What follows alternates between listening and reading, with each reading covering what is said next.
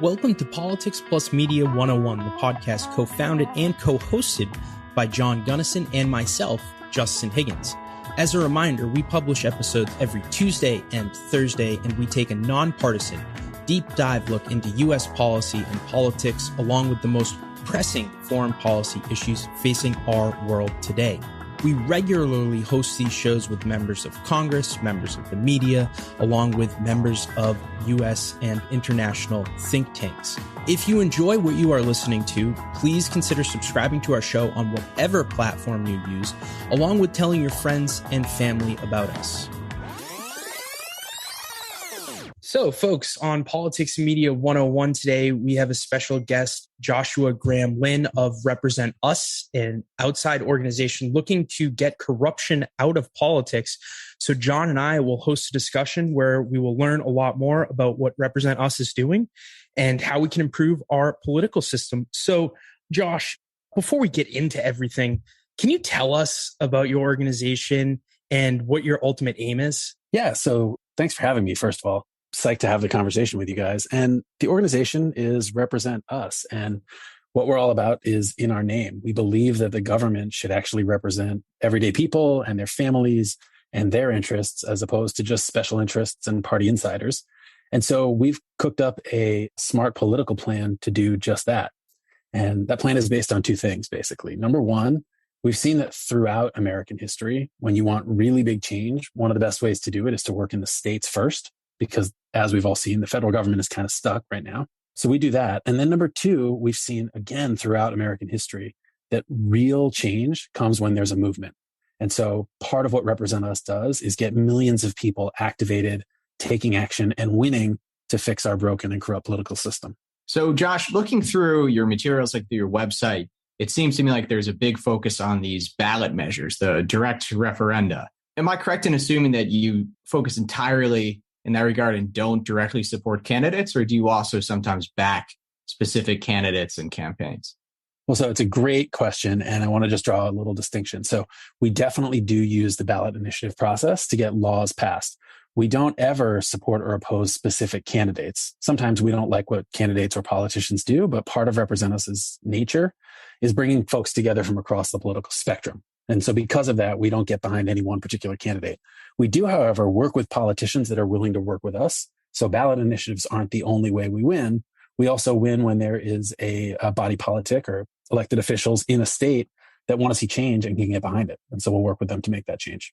And Josh, what about legal action? We've seen how a lot of the changes that happen in the fields that we're talking about, campaign finance, gerrymandering, and so on, have occurred through lawsuits. Does your group get involved in those kinds of legal actions? We certainly do participate when it's appropriate, but legal action is not actually our forte. We're much more focused on giving regular everyday people a way that they can get involved in, passing laws that fight corruption, bring better, cleaner ethics, transparency into government, or just empower voters through things like ranked choice voting or fighting gerrymandering.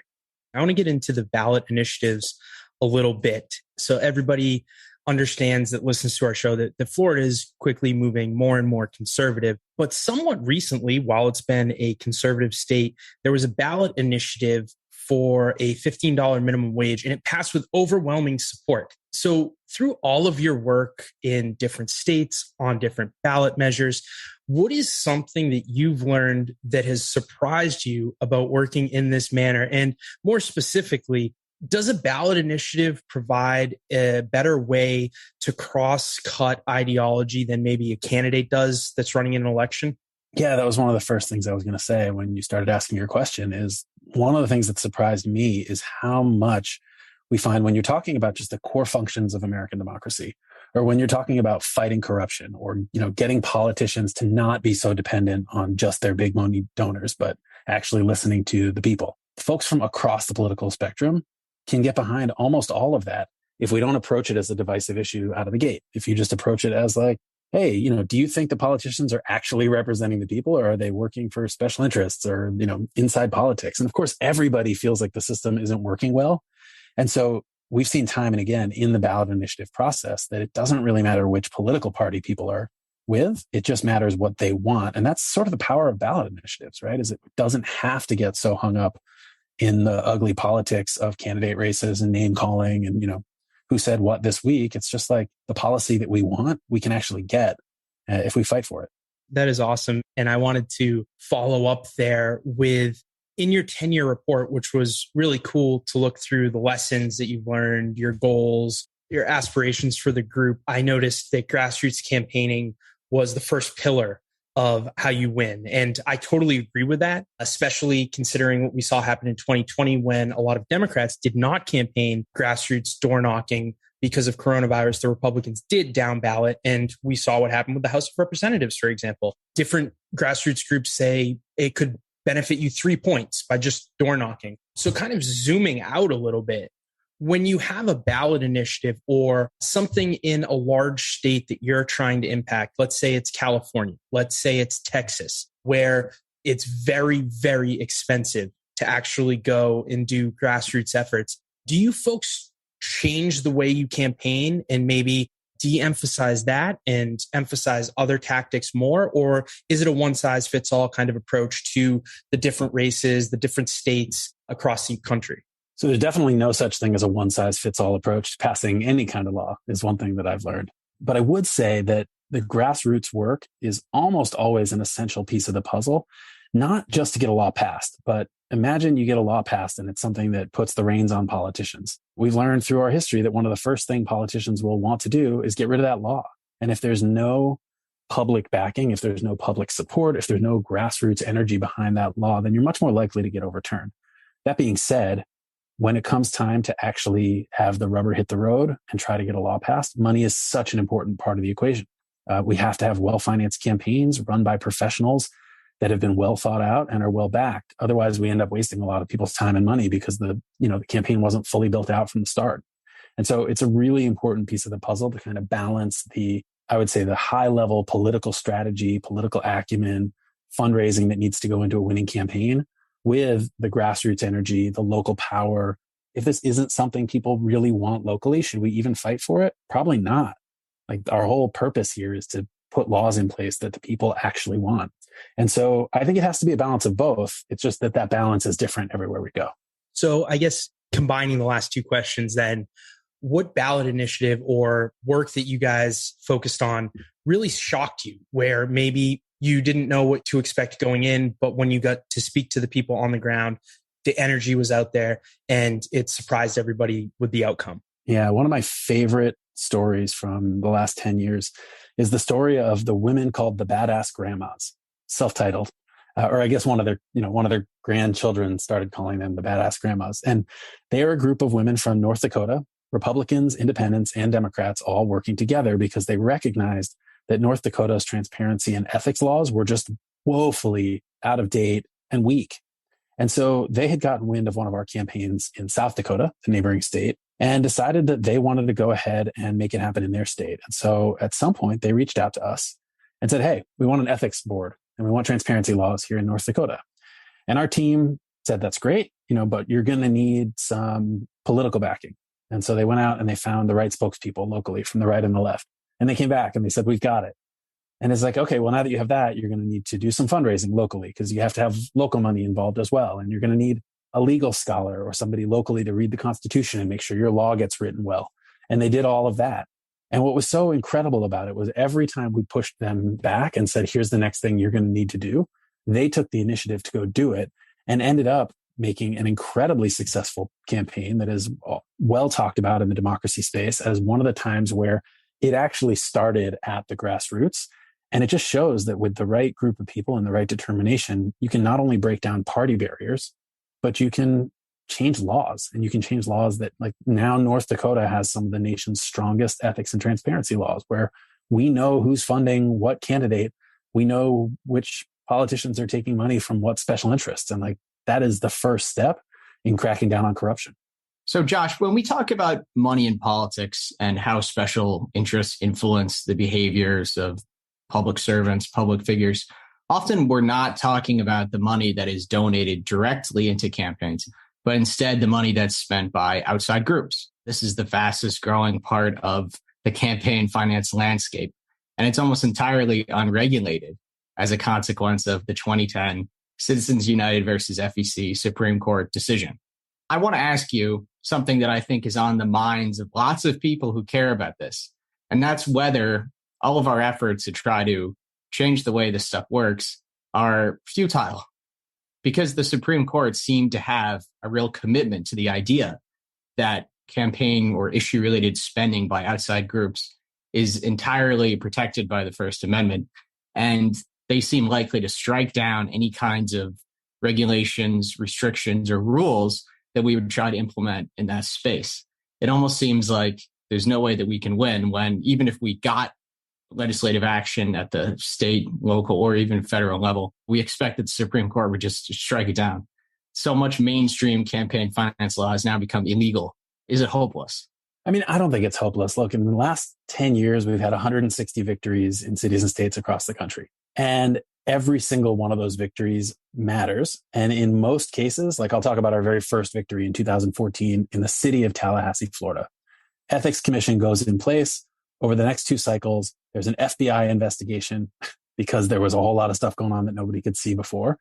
And then they had a full turnover of all of the sitting members of their council because there was so much scrutiny. All of a sudden, everything that was untoward had been brought to light. And so they were incentivized to leave office. And if you extrapolate that out, sure, it's true that Citizens United was an atrocious decision and opened up a flood of money into the political system that wasn't there before. However, there are innovative ways to fight back against that. So one strategy is what you're talking about, which is clamping down on the money, right? But money is like water in campaigns. So you put a plug in this part of the dam and another hole opens up and it starts flowing this way and that. And so what a lot of experts, including us, think is a better way to go about this is, yes, you have to have restrictions. Like you have to incentivize candidates to run on clean money. You also have to make clean money available. And one of the greatest examples of that is in Seattle. They have a program called Democracy Dollars. And basically, if you live in Seattle, you get a gift card every time there's an election with, I think it's $50 now, that you can donate to the politician that you choose to donate to. That politician, if they're going to take your money, has to then agree to campaign finance limits from special interests or lobbyists, what have you. And the power there is, it's not an insurmountable amount of money. I think the last election was $14 billion or something, which is just an absurd amount of money to be spending on elections. But in the grand scheme of things, America spends $8 to $10 billion a year on Halloween candy. And so if we can spend that much money on Halloween candy, surely we can spend that much money on making sure that our elections are funded of, by, and for the people with clean money to just sort of balance out or dilute the dirty money that's already in the system. So in a situation where there isn't a public initiative to provide people these kinds of vouchers, what we need to do instead then is just encourage more ordinary people to donate to campaigns. It seems like an extension kind of this train of thought. Yeah, I mean, it could be. And look, vouchers aren't the only model. There are public matching funds. There's all sorts of models for putting power of the funding of elections back in the hands of the people. I think it's a combination of things that we really want to be after, right? You want to try to limit the amount of money that's going in from special interests. You want to make it so that lobbyists can't give gold watches to politicians in order to pass law once they get into office, because that's the thing that really bothers us, right? Like running for office is one thing. Getting into office and then paying back all those favors, that's when it really gets ugly. And so we want to have restrictions around those kinds of things. And that is, again, possible, doable, and we have done it. But I can't understate the power of complementary laws like cracking down on gerrymandering or introducing ranked choice voting, because when you have a more competitive political system, when candidates actually can get voted out of office for their bad behavior, then they're more incentivized to work on behalf of the people, even if they're taking special interest money. I think what you talked about just then about the gold watches, it reminds me of another notorious Supreme Court decision.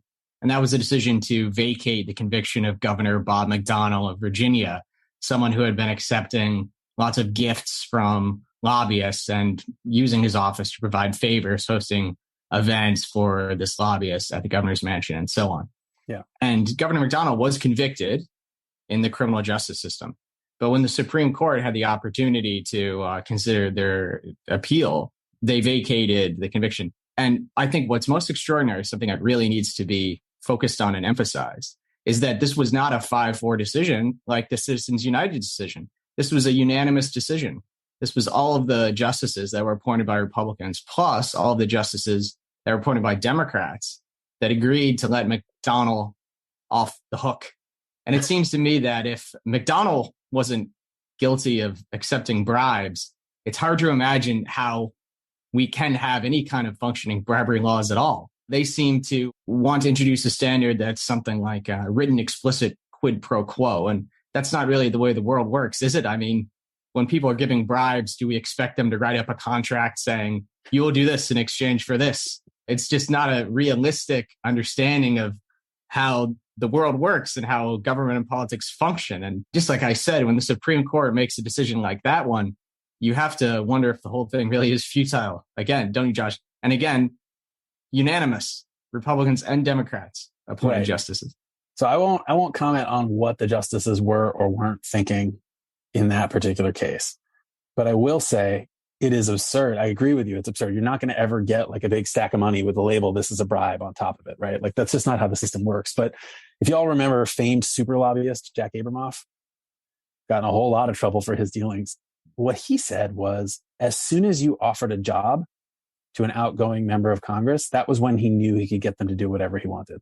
And so the whole revolving door problem of politicians, serving in Congress, being a public servant, and then leveraging that service to get a private industry job for millions of dollars, it basically sets them up for life with a cushy, cozy job. And then, of course, gives their clients access back to Congress. That needs to be shut too. And I guess I'm not quite as cynical as you maybe about whether it's hopeless, not just because of the Supreme Court, but because like any law, if the law is not in place, then of course there's nobody's going to follow it. If the law is in place, it's certainly going to get broken. And sometimes we're not going to like the way justice works.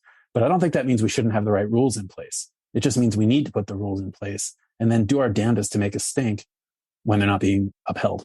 So the Supreme Court has made it so we can't really have these strong campaign finance laws in place. So I guess my question is, just to follow up on that, we've had, I believe it was Senator Sheldon Whitehouse on, and we asked him, should Democrats continue this trend where they're saying they're not going to take any PAC money, and whether they're keeping their word or not, they're saying that they're not going to, engage with super PACs, and they don't want super PACs engaging on their behalf.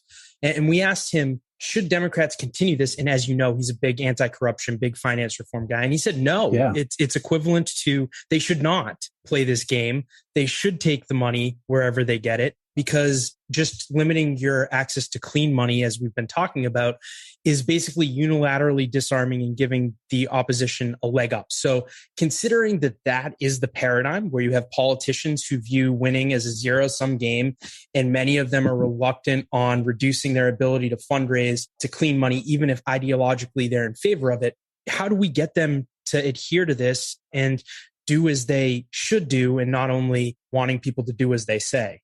It's such a great example, and it's so frustrating, right? Because you have the good guys on this issue, the quote unquote good guys, saying, well, we can't unilaterally disarm. The problem is you also have the quote unquote good guys failing to spend the political capital to pass laws that would completely overhaul the system when they have the chance. And I think that is like the big problem that we all need to grapple with as Americans, is like, we have a system in place. We elect people in that system. They gain power because they got elected in that system. And then they stay in that system because they learn how to work it. And so until you change the system, you can't expect, even like Sheldon Whitehouse is an advocate on our issues for sure. He speaks about it all the time. And you can't expect even an advocate to make changes if the system that they're working in is still completely broken, because you either play by the rules you're given or you give up your job. And so an important way to think about it is like, what are the incentives that we're putting in place? Like, is it easier to win if you take dirty money or clean money? Is it easier to win if you work behind the scenes with special interests or not? Is it easier to win if you gerrymander or not? And so what I think is important to know is that you can change these laws still in states, and they do have an outsized impact on both state and federal elections, depending on the law that you pass.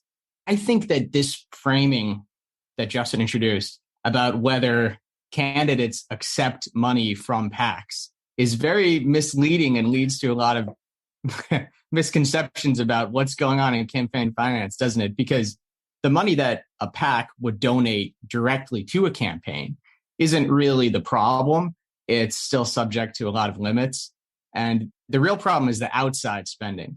The spending of these PACs are doing independently of the campaigns. That's completely unregulated, without limits on spending, without rules about disclosure in most cases.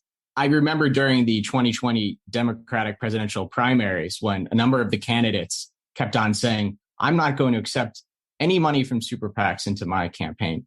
And it didn't really mean very much, did it? Because this was just about the direct campaign. The super PACs could still be spending lots of money on their behalf as an outside group. And that's the real problem that the Citizens United decision created. And all this talk about whether the campaign proper was accepting money from the PACs was really almost completely beside the point, wasn't it?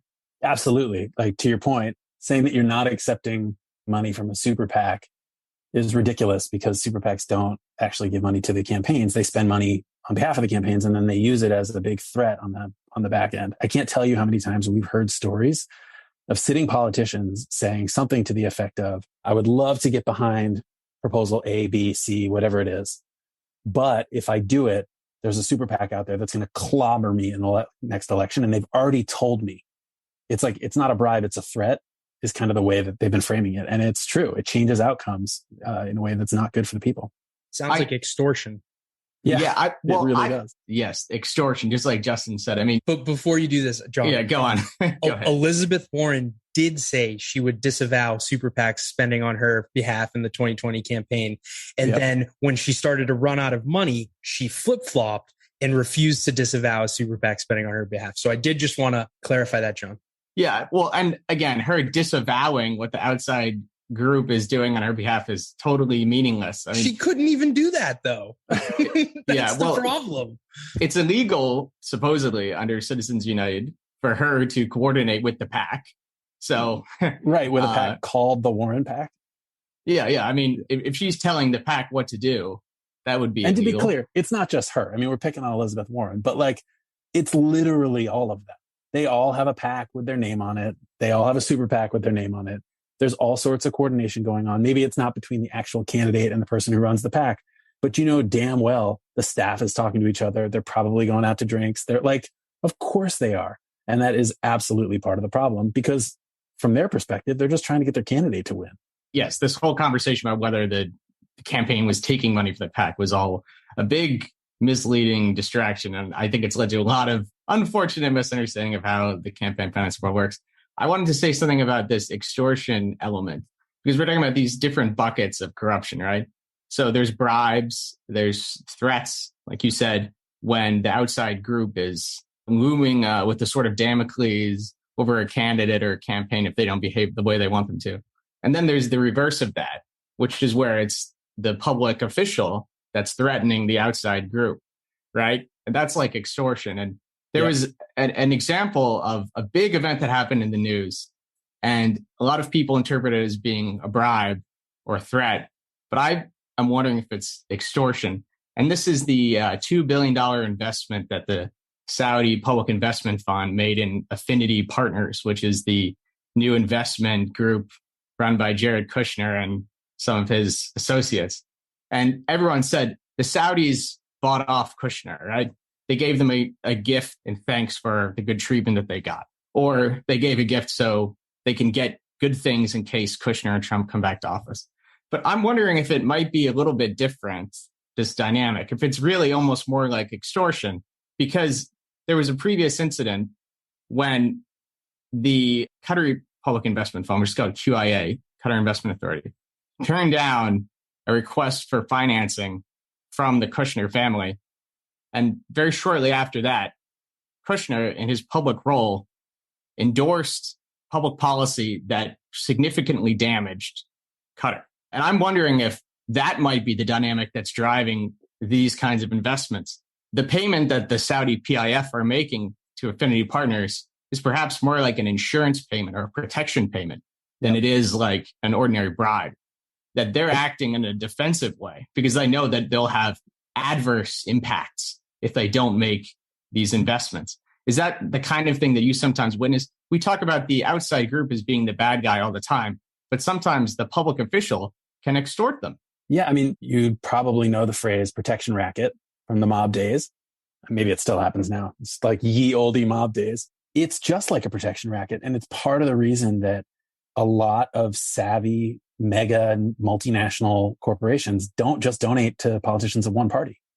They'll just go in big with both parties so that no matter who is in office, they have an in, they have access. I don't want to say they have control, but they certainly have done their part to get to the table. And I won't call out any specific corporation, but I had a meeting with one of the legal heads at a big corporation that everybody knows. They said that they were trying to get a law passed, meeting with lawmakers because it was going to be better for business. And the lawmaker just made it absolutely perfectly clear that the only reason that they could get a meeting was because they were donating, and that they should probably keep that donation coming if they want to be able to continue talking about these laws. And that corporation actually made a public statement saying, like, this is ridiculous. Like, we don't actually want to have to behave this way in order to get what we want. We want to be able to do what's good for business. We want a free market. We want to be able to hire people. We want to be able to bring people in from other countries and hire them. But they couldn't do it without making political donations. And so, yeah, it's an extortion racket. It's a protection racket, and it's bribery. I think, just to say the obvious, no matter what you call it, it's a fully corrupt system, and we absolutely need to change it. Yeah, I suppose what we witnessed recently in the state of Florida with the governor's office and the Disney Corporation is maybe another example here where the public officials were using the threats that they can wield over the private industries to try to get them to support their campaigns. And I think that, Josh, just kind of what we're acknowledging here, how sometimes these donations or gifts are more like insurance or protection payments than they are gifts to try to encourage a specific positive outcome. I mean, this also shows how our understanding of quid pro quo is completely fundamentally inadequate, right? Looking back on this McDonald case, the Supreme Court is saying, if you don't have an agreement that you're going to get a specific benefit in exchange for a specific gift, it's not a bribe. But when so many bribes are actually more like insurance payments to prevent bad outcomes, it's a very different dynamic. And that understanding of quid pro quo just doesn't really work, does it? No, I mean, quid pro quo literally means this for that. Obviously, you're going to have a highly sophisticated political industry using highly sophisticated chains of custody of money and where it went and where it came from. And it went from this 501c3 to the 501c4 to the PAC. And then the PAC gave it to the super PAC. And then the super PAC spent money. So that obviously had nothing to do with the candidate. We know that's not true.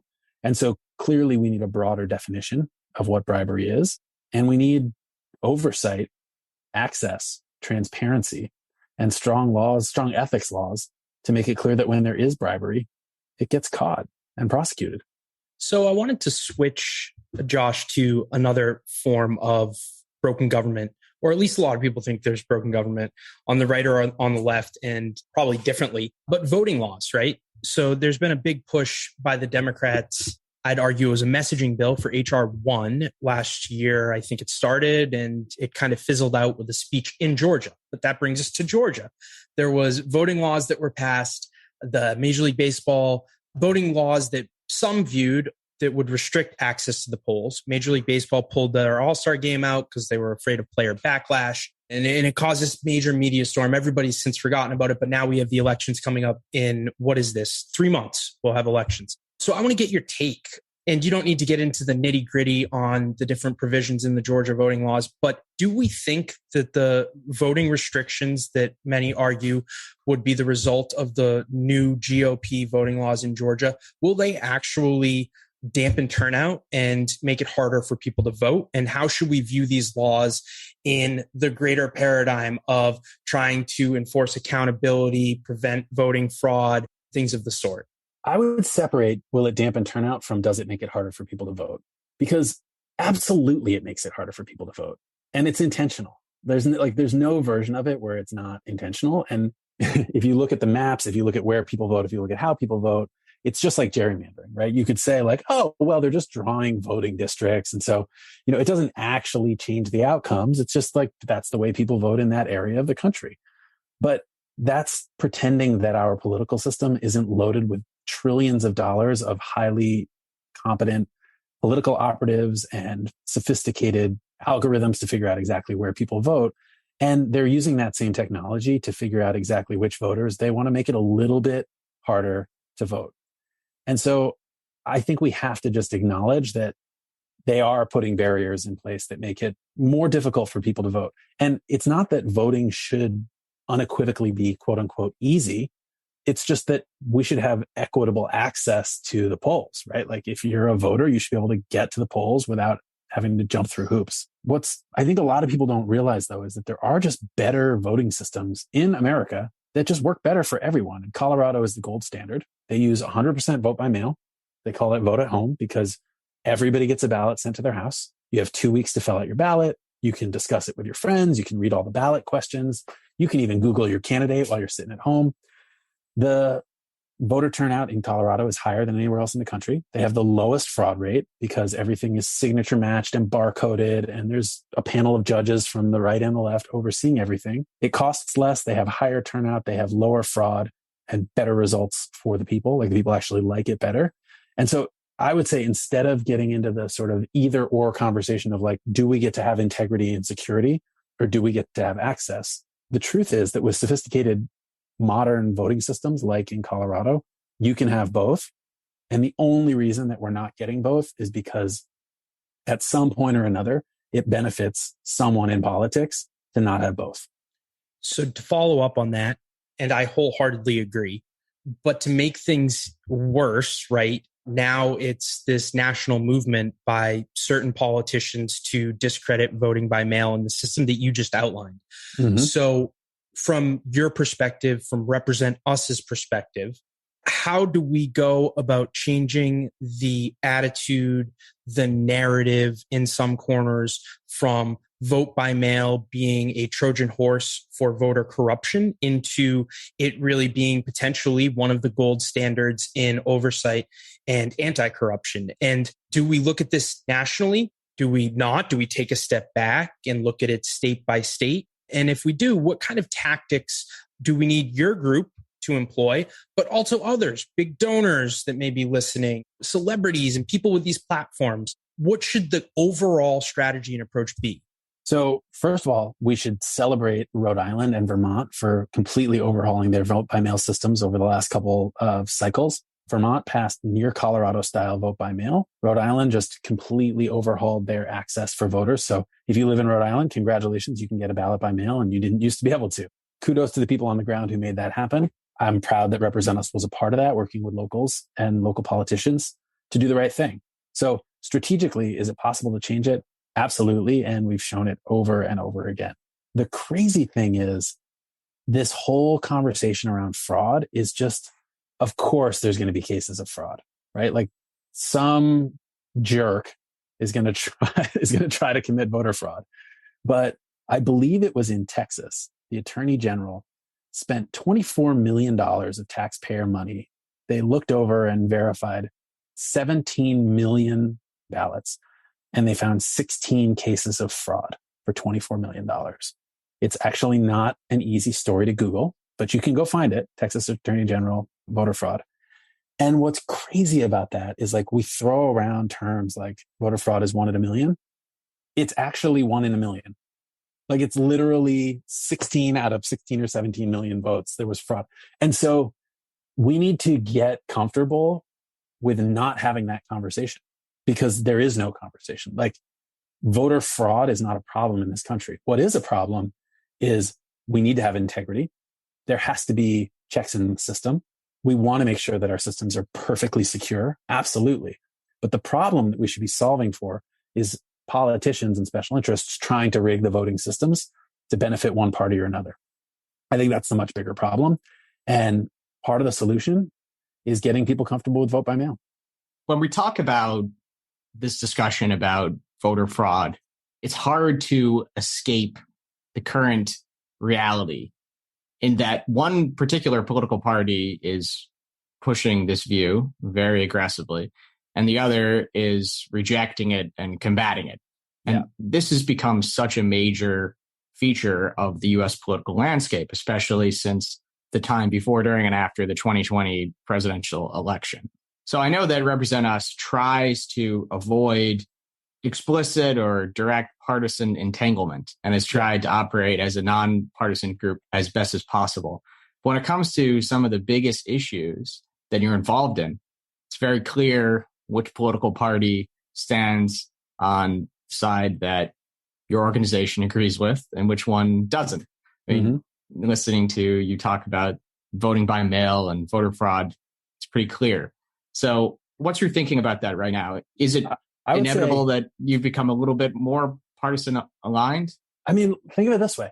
What kind of voter wants fraud in the system, right? Nobody. I don't know what is preventing the Democrats from not just taking a super strong anti-fraud position. Go for it. What I want to get across is to voters, not people who are in the political apparatus or people who are like closely affiliated with one party or another, but just regular everyday voters who are losing faith in the system. I want my message, which is based on fact and truth, to be heard by them. The claims you hear about fraud are not true.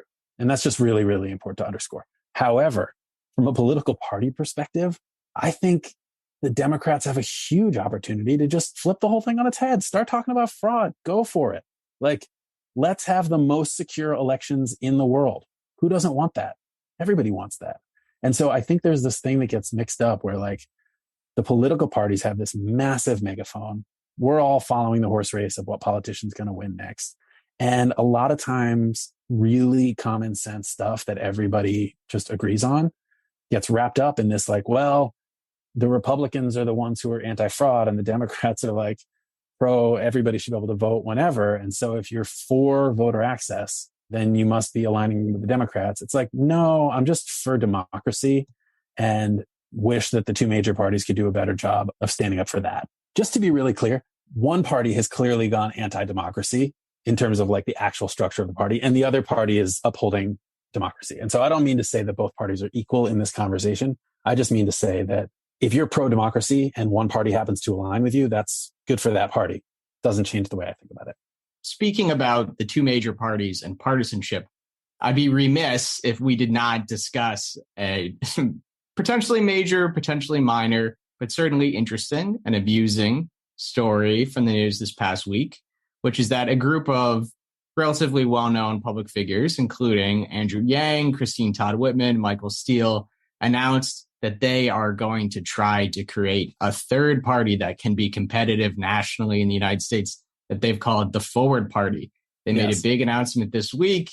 It was covered in the major newspapers. What are your thoughts about this? A third party in the United States?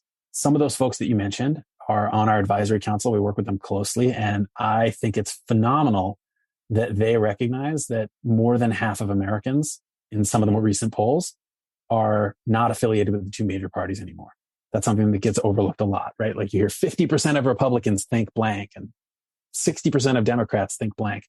That's 60% of 25% because the vast majority of people are actually not registered with either major party.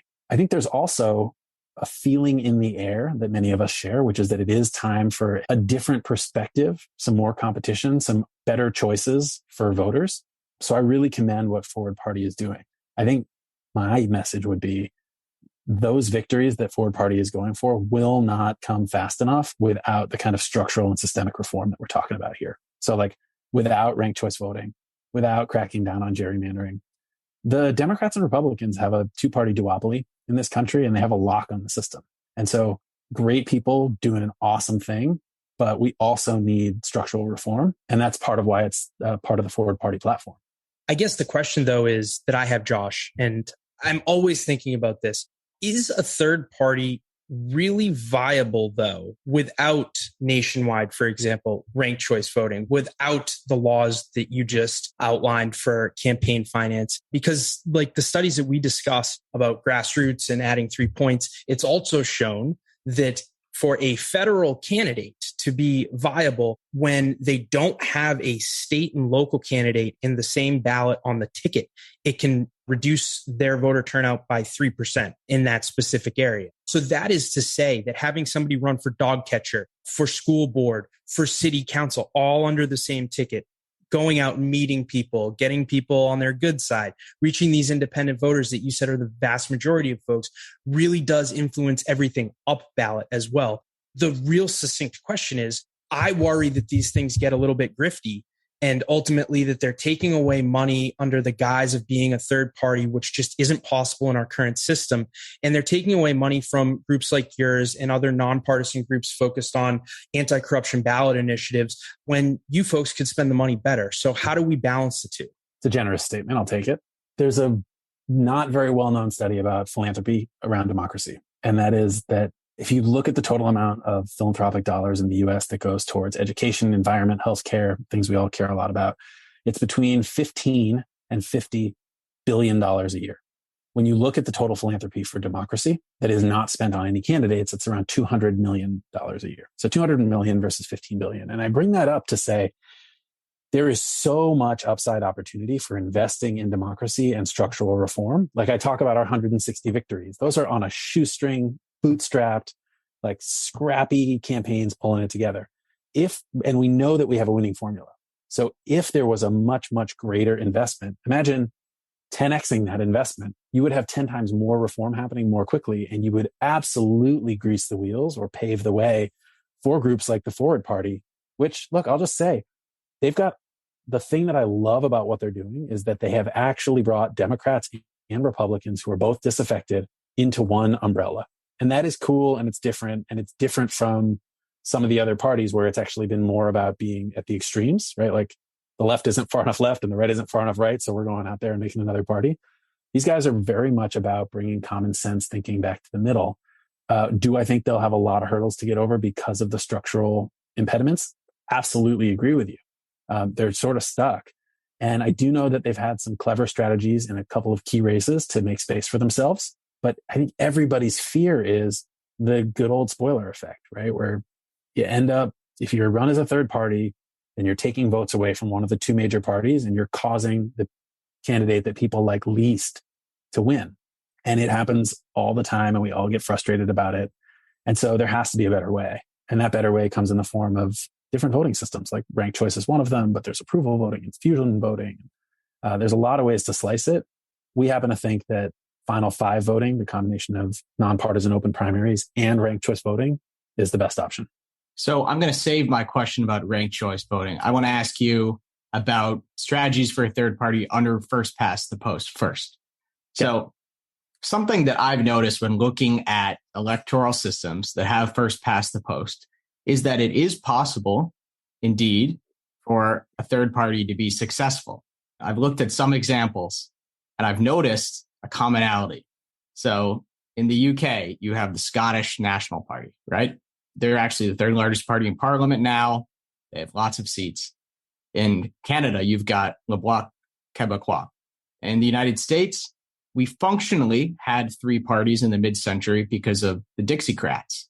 What's in common about all of these? They're all regional parties. A national party that's trying to compete as a third party doesn't have a lot of chance, does it? They end up dividing their resources and playing spoiler instead. But a regionally based party could theoretically be pretty competitive in the United States, even under first past the post, right? So maybe the Forward Party are really thinking about this completely the wrong way. I think about, for example, the New England-based GOP, and I think about how they're very different from the national GOP. People like Phil Scott in Vermont, or Susan Collins in Maine, or Charlie Baker in Massachusetts, and the Chafee family, for example, also in Rhode Island, who compete and win in statewide elections. It seems like maybe that could be a third party that could win, a regionally based third party, New England liberals or something like that. But the idea of a national third party, I mean, maybe that's just the wrong way to do it. Could be. I mean, I think it's an interesting way to slice it. The way that third parties have a chance in this country right now is if there is no viable major party candidate. So there's still only two choices, and you basically get like an independent versus Democrat or independent versus Republican. Otherwise, it's just so rare for that third party to actually get the plurality of the vote to be able to win in first past the post. And there's no coincidence that Maine and Alaska, two states with the biggest independent streaks, are the ones that have implemented ranked choice voting. So that brings me then exactly to where I wanted to go with ranked choice voting. We have seen these states that have implemented it.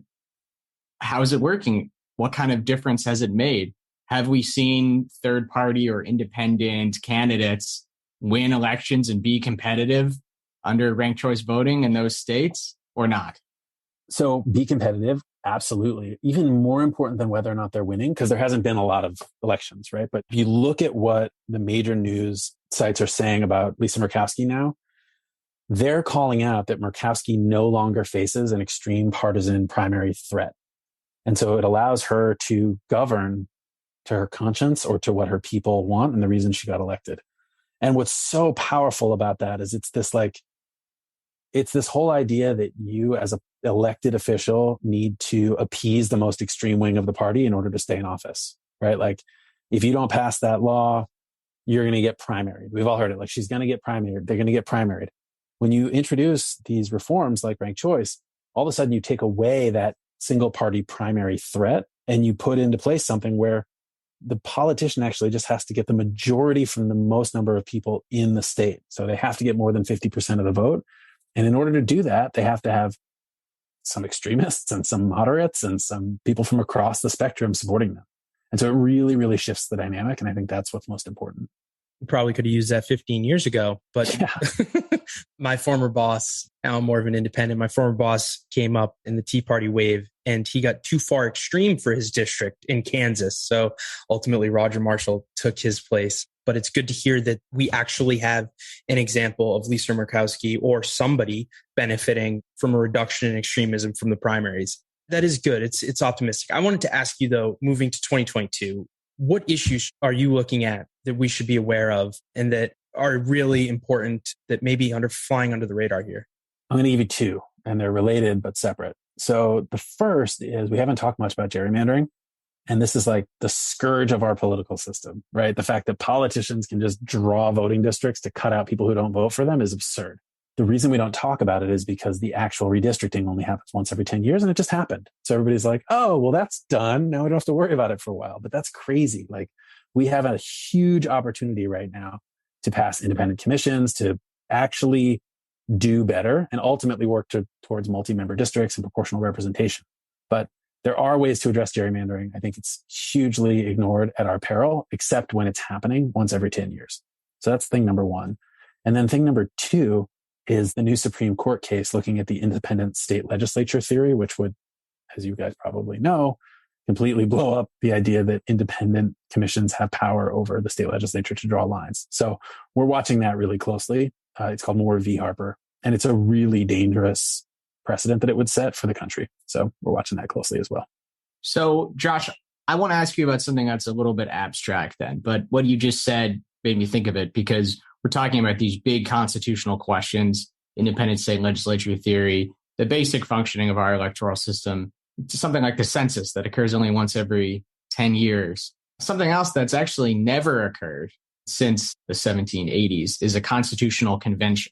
Insider ran a story yesterday. I don't know if you saw it. Maybe you did. I see you're smiling, so maybe you did. No, I haven't seen it yet. Yeah. They ran a piece about the possibility that we're going to get a constitutional convention sometime soon. And, it seems ridiculous or remote in the abstract because it's never happened. But they've got a constitutional scholar, someone affiliated with the Federalist Society, who's been cited in a lot of Supreme Court cases, named Rob Natelson. And he says that he thinks there's a 50% chance that we're going to have a convention within the next 5 years. Some conservative groups are working on this. They're actively advocating for it. There was a conference held by the group ALEC recently, where a number of the major speakers, including Rick Santorum, were advocating the plan to try to create a new constitutional convention. In a constitutional convention, the state legislatures, without direct voter involvement or congressional involvement, would get to redraft huge parts of the Constitution according to their goals. Is this something that is on the mind of Represent Us?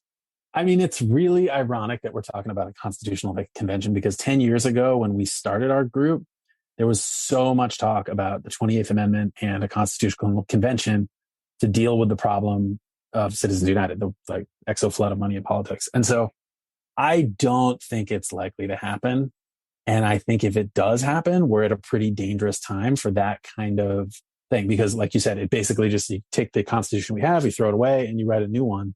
And there's so much radicalism and extremism baked in at the state level and federally at this point that I think hitting the reset button that hard for the country right now in the state that we're in surely would open up opportunities, but I think it opens up a ton of risk as well.